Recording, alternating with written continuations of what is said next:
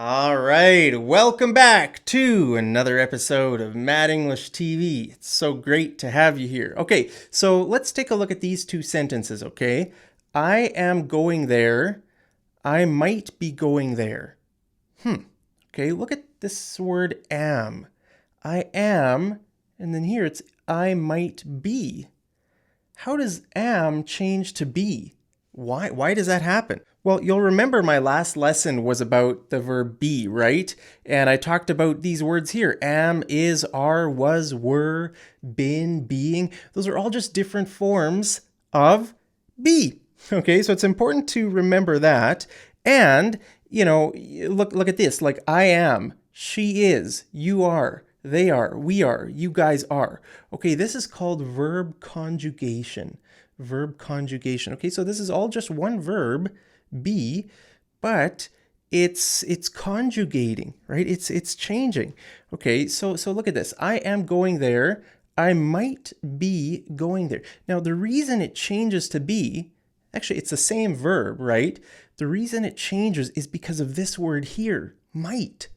Okay, might is a modal verb. And when we have modal verbs, this verb here changes to its basic form.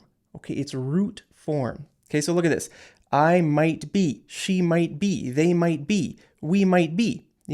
If we didn't have the modal verb here, then it would be I am, she is, they are, we are, right? But because we have this modal verb here, then it just changes to its basic form. Isn't that easy? That's awesome. So you don't have to remember, it changing. When we have a modal verb, it's just its basic form. Now, what is a modal verb? Okay, well, let's look at some examples of what some modal verbs are, okay? Can, and the opposite of can is can't, right? Can, can't. Could, couldn't. May, may not. Shall, shall not. Now, shall is sort of an old-fashioned word. We don't use it that much. You could use it.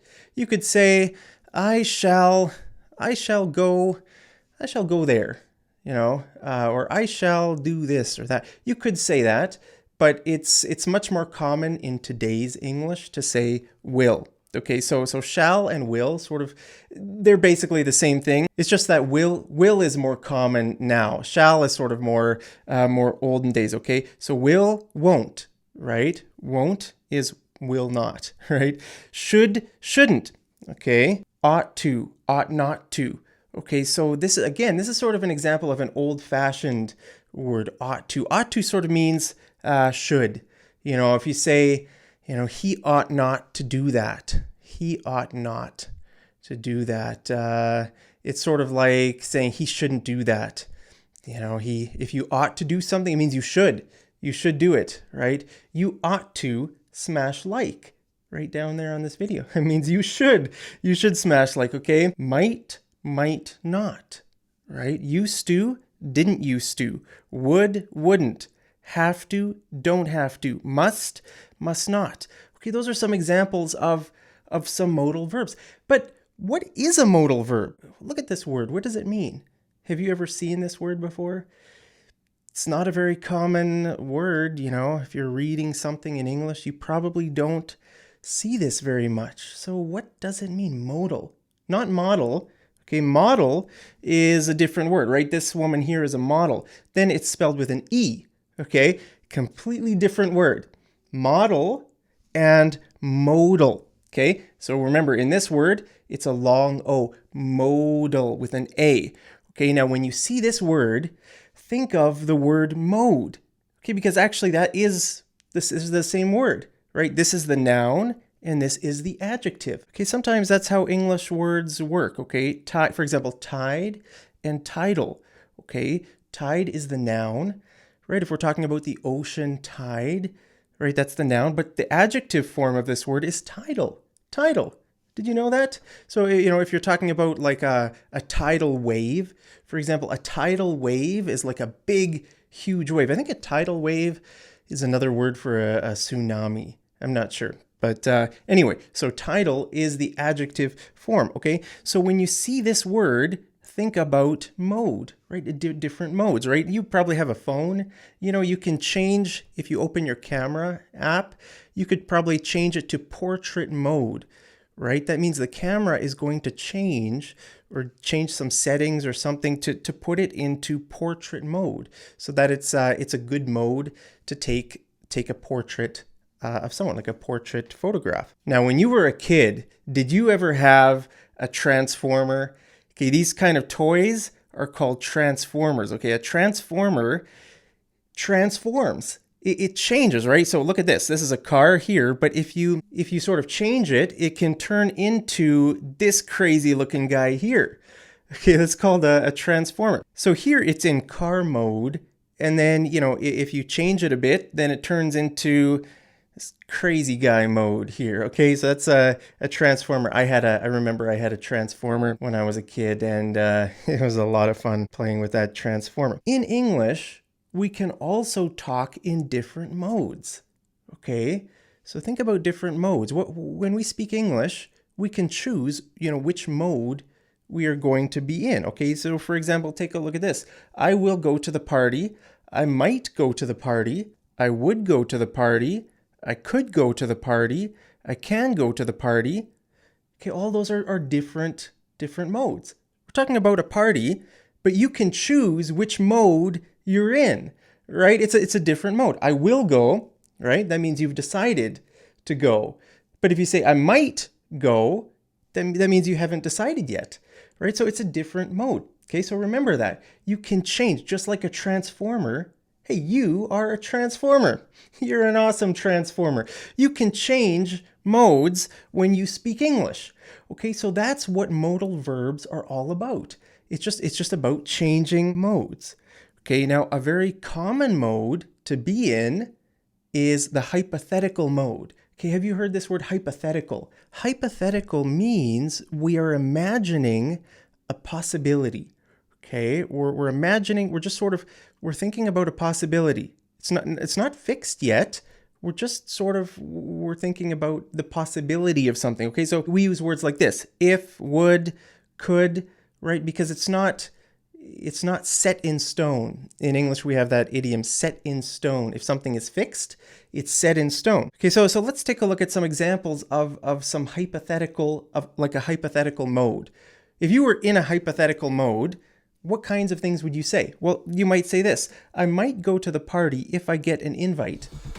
I might go to the party if I get an invite. Okay, so here we're just talking, we're thinking about the possibility of getting an invite. Okay, we don't have an invite yet, right? If you have a party, you know, maybe you haven't invited me to your party.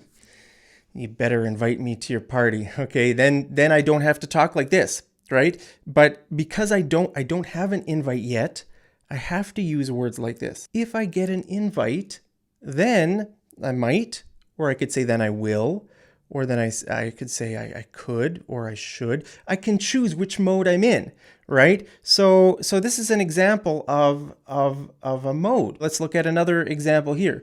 I would go to the party, but I have a family gathering that weekend. Sorry, I would go to the party, but I have a family gathering that weekend. So this means I'm not going to the party, okay? But the reason we say I would go is because we are imagining the possibility of, we're imagining what would happen if we didn't have a family gathering, right? You're saying I would go. That means you will. The reason you can't say will is because it's not a real situation. We're imagining sort of a fake situation, right? It's a situation that could have happened, but it didn't, right? So we decided this is more important. We're going to go to the family gathering, so we're not going to go, but we would have gone, right? We would go there. We would go to the party if this weren't happening, right? Does that make sense? So I will go. I will go. Okay, that's a very different mode, right? Here we have decided I'm going, right? I'm going to go, right? So this is one kind of mode. This is not a hypothetical mode because we're not imagining the possibility. We've decided this is what I'm going to do. Okay, let's take a look at another mode, right? I should really go to the gym, but I'm feeling a bit lazy. I'm feeling too lazy to go to the gym, right? I should go. You're feeling a bit obligated. I should go. I already paid my, annual fees for the gym, and it would be good for my health. So I should go, but I'm feeling a bit lazy. Okay, so this is a mode, right? I should. Okay, that's a certain mode. Now let's look at another mode. I could go to the gym, but I'm feeling too lazy. Okay, so what's the difference? I could and I should, right? They're different modes. There's a difference. Right here, you're saying it's possible. Yeah, you could go. You have enough time. 2 o'clock. Yeah, I have a lot of time all afternoon. I could go, but I'm too lazy. It's a difference, right? In the first one, you were feeling kind of obligated, right? I should, whereas here, you're in a different mode. You're saying I could, but, maybe I'll decide not to, right? So they're different modes. So take a look at all these modes here, okay? Can, could, may, shall, will, should, ought to, might, use. Okay, all these modes, they're different modes, okay? I mean, it's a different mode if you must do something and you should do something. Okay, that's a different mode, right? If I say I must go to your party, that's pretty strong. Wow, I must do it. I don't have any choice. Wow, I must. But if I say I should, well, that's a bit of a different feeling, right? Or if I say, I could go to your party, or I can go, all of these are just different modes. Okay, so remember that when we're talking about modal verbs, we're talking about different modes that you can choose to be in. Okay, so let's talk about some mistakes, some common mistakes when people use modal verbs. Okay, I might to go. That's wrong. Okay, we have to take the word to out. Okay, and then we just say go. I might go. I might walk. I might sleep. I might eat. Okay, so remember, take the word to out. Now, the word to, there could be a word to somewhere else in the sentence. Look at this, okay? She might want to go to the party. Okay, she might want to go to the party. So here, yeah, we have to here, to go, right? To the party, but we don't have to here. She might to want. Okay, we can't say that, right? We just have to say she might want, and then you can put the rest of your sentence, whatever your sentence is going to be. Okay, so that's one mistake. Remember, take the word to out. Now, just remember that in some of these modal verbs, the word to is actually part of the modal verb. So in this case, you don't take it out, right? Look at this, ought to, used to, have to, okay? Here, to is part of the modal verb, so you don't take it out. I know that can be a bit confusing. Sometimes it's confusing to know, is it a part of the modal verb or is it a part of the next verb? Okay, sometimes it can be a bit confusing, okay? So now here's another mistake, okay? She will wants, he will goes. So remember, when we have a modal verb, the next verb just becomes the most basic verb, right? It doesn't conjugate normally, right? So normally it's she wants, he goes. But when we have a modal verb, then it just becomes the basic form. So she will want, okay? So we have to take this S away. He will go, okay? Doesn't matter if it's they or it or we or anything. It's all the same. I might go, she might go, they might go, we might go. We could change go for any word. I might eat. They might eat, we might eat. It's all the same. So let's just take look at a few examples here. Sometimes the best way to learn is just to look at examples, real life examples. Okay, so I might be able to make it to the party if my boss lets me off early. Okay, I might be able to make it to the party if my boss lets me off early. Okay, make it means to attend. Okay, I might be able to attend the party if my boss lets me off early. Okay, lets me off early means leave work early. Okay, if you ask your boss, hey boss, my friend has a party. Can you let me off a bit early? Let's say the party is at 7 o'clock. The party starts at 7 p.m. and you work till 9 p.m., right? So you can't go to the party, right? That's a bit disappointing. So you could ask your boss, hey boss, can you let me off early? Right? You could say this, you could tell your friend who's hosting the party, I might be able to make it to the party if my boss lets me off early. Okay, let's look at another example. She has to work harder or she's going to get fired. Okay, she's a bit lazy, right? She has to work harder or she's going to get fired. Now take a look at this word to. Is this word to part of this verb or is it part of the modal verb? It's part of the modal verb, right? Because we can't have the word to before this verb here, right? Work, we can't say she has to work, right? So that's why we know this to belongs to has, not to work. Okay, so she has to work harder or else she's going to get fired. So let's take a look at this last example here, okay? She used to be a model, but now she's a doctor. Okay, she used to be a model, but now she's a doctor.